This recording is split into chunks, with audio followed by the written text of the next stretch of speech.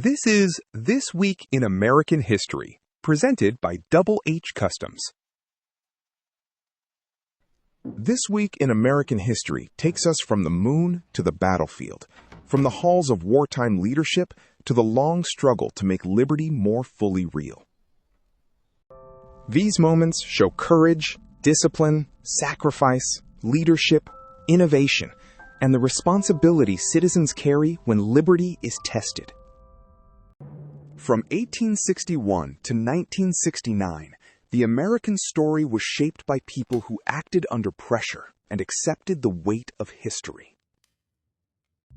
Monday, July 20th, Apollo 11 Moonwalk, 1969. On this day, American astronauts stepped onto the lunar surface and turned a national goal into one of history's greatest achievements. After years of national effort, engineering, training, and risk, the lunar module Eagle stood on the sea of tranquility. Every bolt, checklist, calculation, and command carried the weight of a mission the world was watching. Neil Armstrong became the first person to walk on the moon, followed by Buzz Aldrin. It was not just a moment of exploration. It was proof of discipline, courage, teamwork, and national purpose. Apollo 11 reminds us that free people can accomplish extraordinary things when vision is matched by responsibility, preparation, and the courage to attempt what once seemed impossible. Tuesday, July 21st, the First Battle of Bull Run, 1861.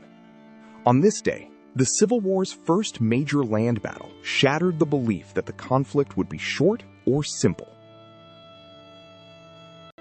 Union forces marched from Washington toward Manassas, expecting a decisive victory. Many soldiers were inexperienced volunteers, and many civilians still believed the war might be settled quickly. Confederate resistance stiffened as reinforcements arrived by rail.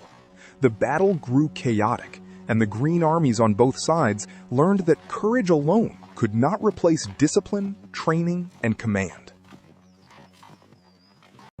Bull Run showed the nation that the Civil War would demand far more than enthusiasm.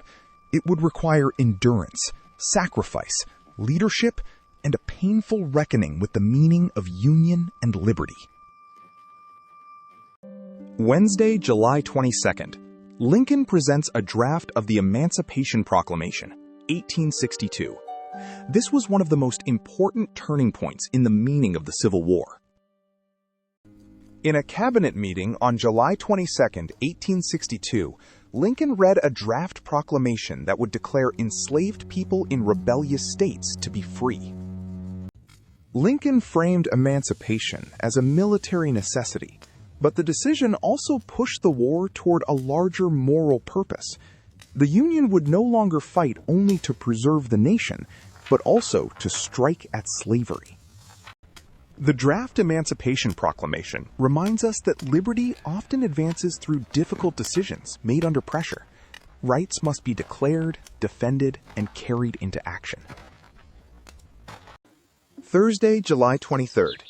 Ulysses S. Grant dies, 1885. On this day, the Union general and former president passed away after completing his final mission.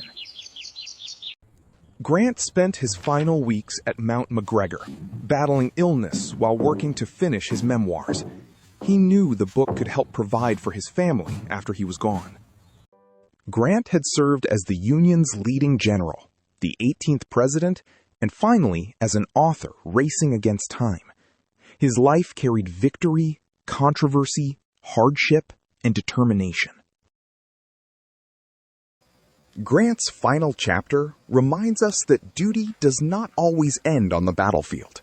Sometimes, responsibility means finishing the work, even when the cost is deeply personal. Friday, July 24th, Apollo 11 returns to Earth, 1969. The mission was not complete until the astronauts came home safely. After the moonwalk, rendezvous, and journey home, the command module Columbia plunged back through Earth's atmosphere at tremendous speed. Re-entry was dangerous, unforgiving, and essential to completing the mission. On July 24, 1969, Neil Armstrong, Buzz Aldrin, and Michael Collins splashed down in the Pacific Ocean, bringing Apollo 11 home after fulfilling Kennedy's goal. Apollo 11's return reminds us that achievement is measured not only by reaching the goal, but by completing the mission with discipline, teamwork, and responsibility. Saturday, July 25th. Ulysses S. Grant is named General of the Army, 1866. This new rank recognized the commander who had led Union armies to victory. After the Civil War, Congress revived the grade of General of the Army of the United States. Grant became the first officer to hold that rank in this new form. The promotion came at a difficult time. The war was over, but the nation faced reconstruction, reunion, civil rights questions, and the challenge of turning battlefield victory into lasting peace. Grant's promotion reminds us that leadership does not end when the fighting stops. A free nation must also rebuild, protect rights, and carry responsibility into peace. Sunday, July 26th. Executive Order 9981 desegregates the armed forces, 1948. This order marked a major step toward equality in military service. On July 26, 1948, President Harry S. Truman issued Executive Order 9981, calling for equality of treatment and opportunity in the armed services. The order did not erase every problem overnight, but it made clear that service to the nation should not be divided by race. Duty, courage, and responsibility belong to every American willing to serve. Executive Order 9981 reminds us that liberty must be defended in principle and in practice. Rights, responsibility, and service are strongest when they apply equally under the law. From the moon to the battlefield, from emancipation to equal service, this week shows the many forms American responsibility can take. Liberty is not preserved by words alone.